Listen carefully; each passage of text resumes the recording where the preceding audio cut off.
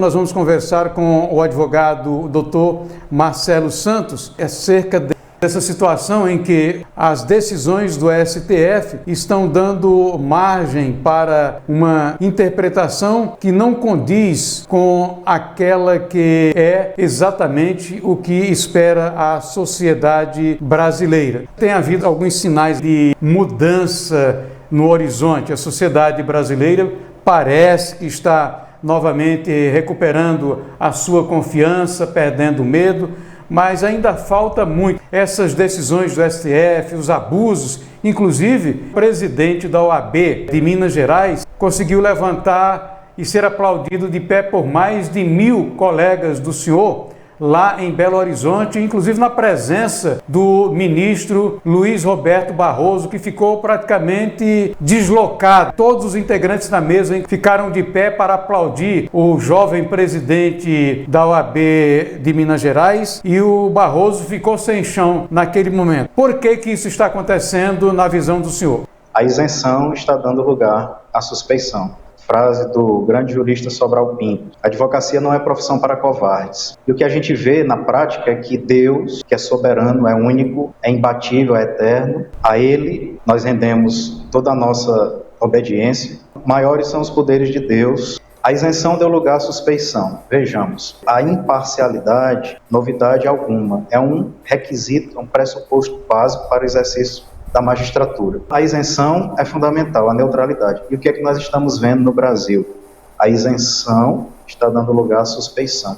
A suspeição é um instituto jurídico básico, elementar, aplicável à magistratura, né? Ele vai ao exercício da magistratura, onde o juiz, o magistrado, ele fica impedido de exercer a magistratura num determinado processo, de conduzi-lo, de acompanhá-lo e de exercer a função jurisdicional em razão de vínculos positivos ou negativos, ou seja, em razão de estreitas relações de amizade, de intimidade, de afetuosidade com qualquer das partes, ou também, na via contrária, quando o magistrado, notoriamente, publicamente, ele alimenta alguma animosidade ou até alguma inimizade com qualquer das partes. As últimas nomeações para o Supremo Tribunal Federal, por exemplo, falamos sobre, à luz da Constituição Federal, quais seriam os critérios para nomeação, indicação e posterior nomeação de ministro aqui para o Supremo Tribunal Federal Brasileiro. Um deles, apenas objetivo, a idade mínima ou máxima, um critério puramente cronológico, portanto objetivo.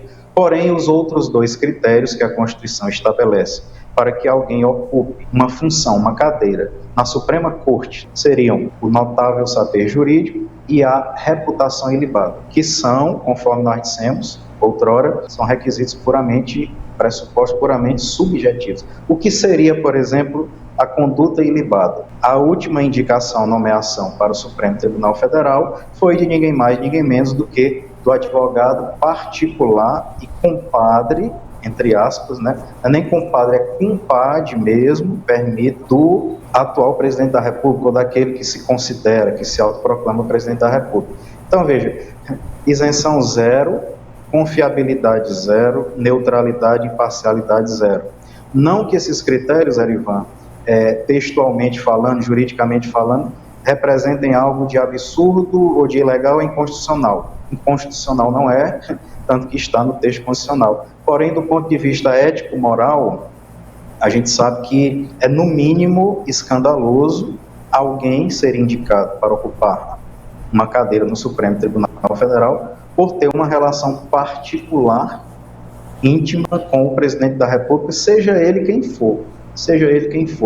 Ou seja, o tecnicismo tem que prevalecer, claro. Se alguém vai ocupar uma função à frente da Suprema Corte Brasileira, esse alguém deve ter o mínimo de postura ético-moral, de conhecimento jurídico, de requisitos, de ferramentas técnicas. Porém, o que a gente vê é exatamente o oposto disso. E agora, neste exato momento, eu considero até o ápice, né, de todo esse estado de coisas que nós estamos vendo no âmbito, né, da comunidade jurídica, ou seja, é o estopim da coisa, a indicação de ninguém menos do que Flávio Dino, que dispensa comentários, para ocupar uma cadeira, e não se enganem, vai ocupar uma cadeira em breve no Supremo Tribunal Federal. Há um movimento no sentido contrário, espero que esse movimento seja vitorioso, mas alguns comentários a gente já observa, comentários muito pertinentes, de que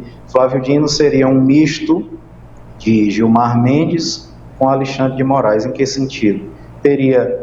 Seria a soma do cinismo de Gilmar Mendes, né, aquela tensão e até compulsão, poderíamos dizer, para libertar, conceder habeas corpus a criminosos poderosos, somado, associado ao autoritarismo de Alexandre de Moraes, no sentido de promover perseguições aos seus opositores. Então, imagine a situação, imagine a apreensão da comunidade jurídica diante desse quadro. Ou seja, infelizmente, o Supremo Tribunal Federal virou um comitê político, isso não é novidade para ninguém. Ele, que tem o dever constitucional de ser o guardião da Constituição Federal, passou a ser um comitê político. E, nesta última semana, só para encerrar esse primeiro bloco, nós nos deparamos com duas situações que foram bastante chamativas, Erivan. O próprio Supremo Tribunal Federal, mais precisamente, pasmem, os ministros Gilmar e Cristiano Zanin, fazendo uso de sua função judicante, sem a menor isenção, sem a menor imparcialidade, sem o menor bom senso, declararam inconstitucional um artigo do Código de Processo Civil que impede magistrados, inclusive ministros do Supremo, de atuarem em processos nos quais seus cônjuges, esposas ou maridos, e familiares, parentes consanguíneos até um certo grau, estejam atuando como advogados. Ou seja, a partir de agora, magistrados e ministros do Supremo Tribunal Federal, vejam que coisa mais hilária, poderão despachar com seus respectivos cônjuges. E aí, claro, isso vira motivo de chacota, de memes, mas são memes, são chacotas inteligentes. Ou seja, essa situação está sendo chamada de despacho na cama. Imagina a minha esposa, advogada, atuar num processo, enquanto advogado, num processo no qual eu sou magistrado, processo que eu estou conduzindo e vou em breve julgar. Imagina eu tomar café com minha esposa ou dormir com minha esposa e realizar um despacho com ela, né, institucionalmente, no sentido da condução, né, dos rumos desse processo. Não precisa dizer mais nada, é algo assim de no mínimo escandaloso. E a outra situação também que nós presenciamos essa semana foi a atitude de alguns ministros do Supremo, na pessoa do Gilmar Mendes, de peitar, esse é o termo, vamos usar um termo popular, de peitar o líder do governo no Senado, o senador Jacques Wagner, por haver votado a favor da PEC, da proposta de emenda constitucional, que limita, né, os poderes dos ministros do Supremo, no caso das decisões monocráticas, né, para evitar esse festival de arbitrariedades que nós estamos a ver. O ministro investiga, o ministro julga, o ministro conduz, processa, intima, prende, enfim. Vejam a que ponto nós chegamos neste país, Erivan. Um ministro do Supremo telefonar para um parlamentar que, em tese, tem imunidade, tem autonomia, tem liberdade para decidir e votar de acordo com sua consciência e com os critérios, né, técnicos, políticos, jurídicos. Veja bem, ligar para pedir satisfações a um parlamentar, um senador da República, pelo voto que ele proferiu. Então, esse é o cenário brasileiro que a cada dia, como eu falei na última semana, nos assusta a cada instante, né, a cada dia, a cada momento. E detalhe, essa decisão em relação à liberdade de magistrados para conduzirem processos sem nenhum impedimento, sem nenhuma suspeição, processos em que seus cônjuges e ou familiares consanguíneos são advogados, essa decisão foi tomada na calada da noite, como de resto a grande maioria dessas decisões absurdas que estão sendo prolatadas pelo Supremo Tribunal Federal. E vejam, mais um detalhe que muitas vezes foge ao conhecimento da população brasileira, da sociedade brasileira.